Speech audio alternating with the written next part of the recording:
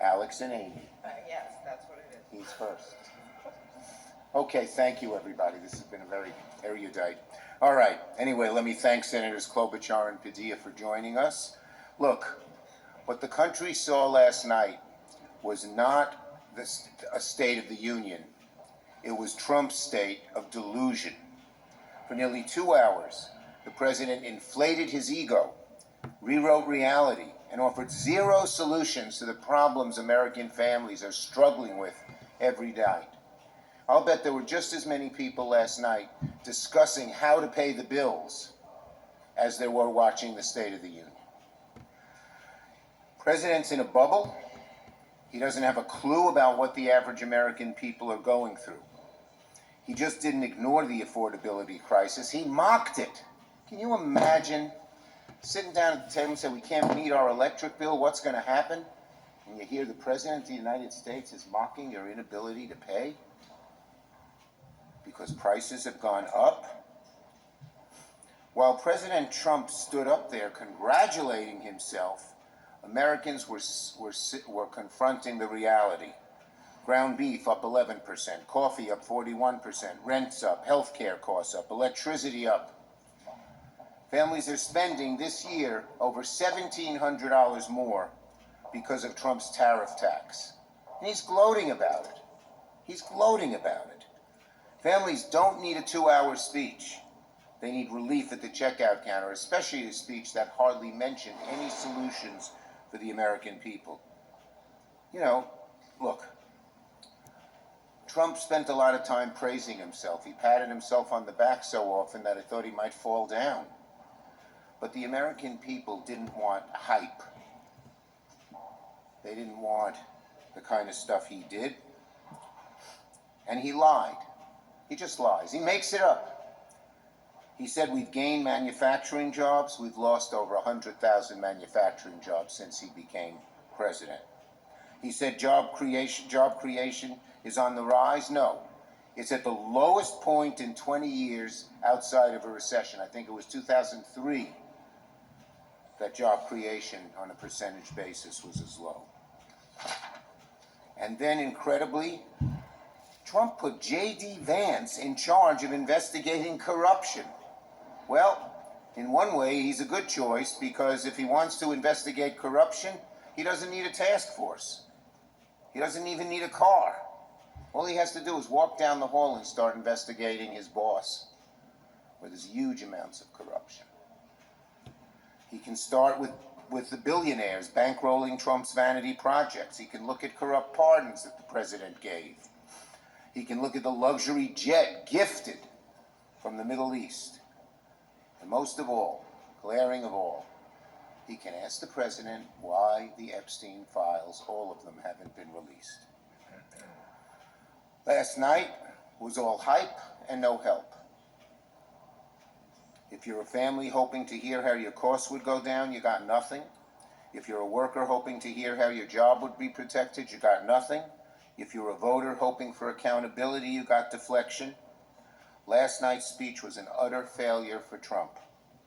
All hype, all fluff, not what the American people who are having trouble paying for beef and so many other things wanted. And just lastly, the contrast between Donald Trump and Governor Spanberger and Senator Padilla, who gave a great speech as well. They talked about lowering costs. They talked about protecting rights. They talked about restoring integrity. Compare Trump's speech to their speech, and Americans will know why it's Democrats fighting for them, and it's easy to figure out why people prefer Democrats to Republicans when it comes to all of the polling data we have seen. Senator Klobuchar. So I think all you have to do is listening to the opening salvo of Donald Trump's State of the Union last night to know that he is wildly out of touch where so many Americans are. These were his words. He said that Americans feel better, richer, stronger than ever before. He said that is the state of our union. And I think we know very well that isn't true. You've all seen the numbers of where Americans feel, so it's not just anecdotes. But I thought the most interesting thing that I did yesterday was listen to some of the guests that my colleagues had brought to the State of the Union, including Senator Duckworth's guest, a guy named Jeremy from rural Illinois, whose premiums had gone up so much that he had to change health care plans because, of course, Donald Trump's and the Republican Party's failure to do anything about extending the tax credits. He then moved on to saying he had to get a plan with this huge deductible. He found out he had diabetes. He didn't even know if he can go to the doctor. And he started crying at what was, let's face it, press conferences that we have all the time. And he couldn't stop crying.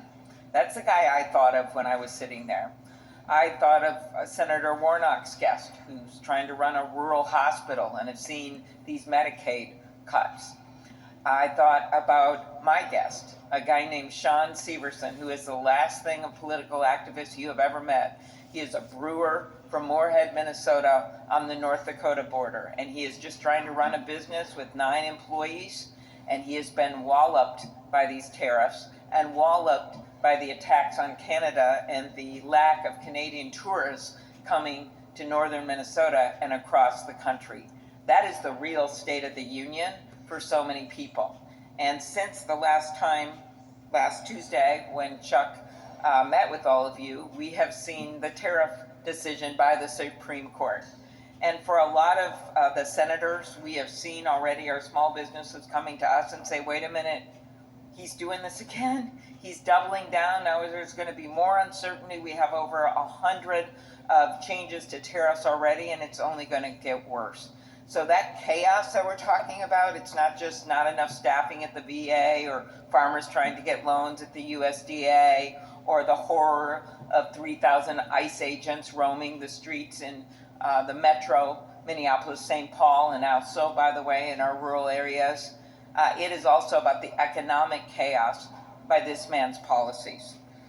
So what Abigail Spanberger and Alex Padilla asked yesterday was basically, is Trump working for you? And the clear answer for so many in this country is no. And what I was most struck by at the State of the Union, and I'll end with this, 107 minutes, 1 hour and 47 minutes, and he spent 2.9 minutes on affordability.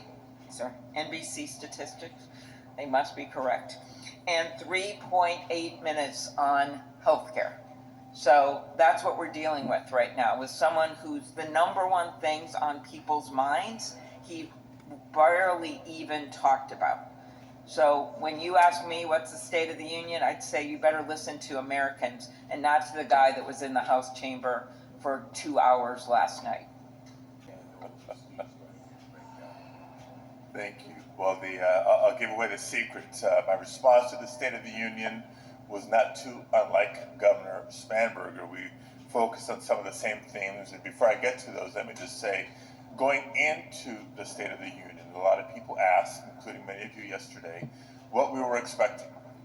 And we predicted, well, there's going to be some lies, there's going to be some more lies, and probably some more lies on top of that, in addition to some misrepresentations and distractions from the real world harmful impacts of the Trump and Republican agenda and track record from this last year.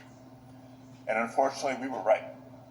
Lies after misrepresentations for the 1 hour and 47 minutes.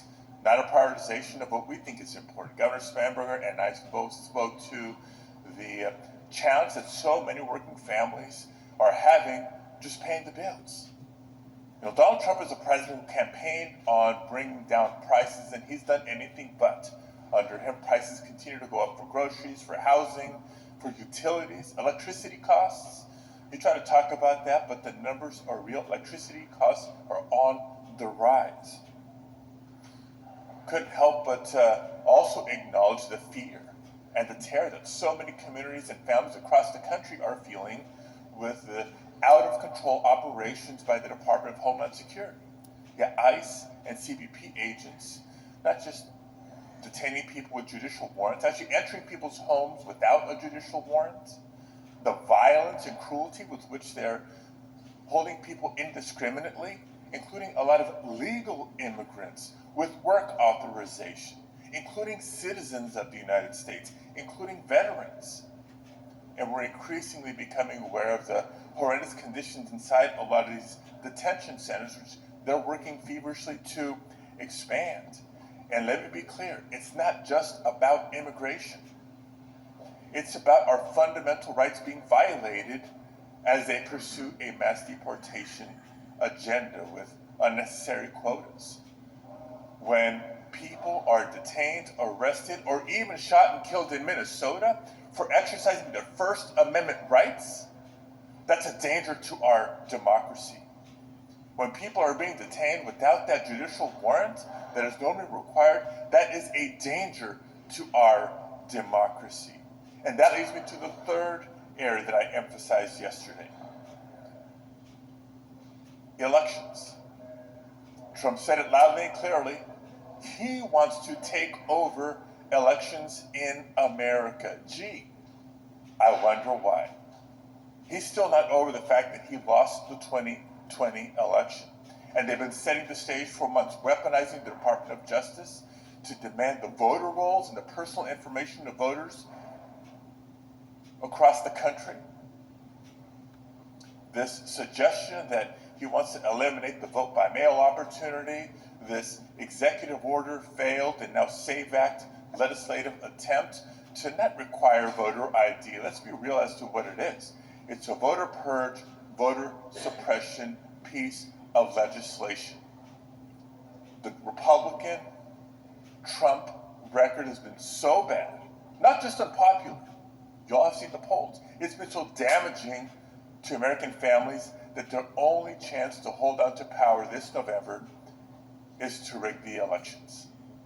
You'd think they'd see an opening and pivot on policy and work with us, whether it's reining in out-of-control ICE and CBP agents by imposing common-sense reforms, or walking away from the illegal and counterproductive tariff policies that are raising costs on all of us.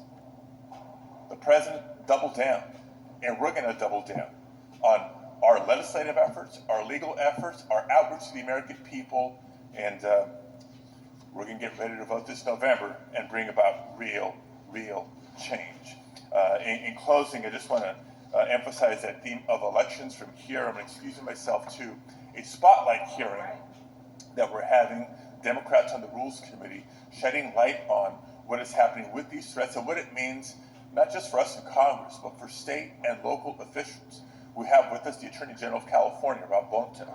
We have one of the commissioners from Fulton County, Georgia, where Tulsi Gabbard, the head of intelligence, joined the FBI in a raid to confiscate materials from the 2020 election.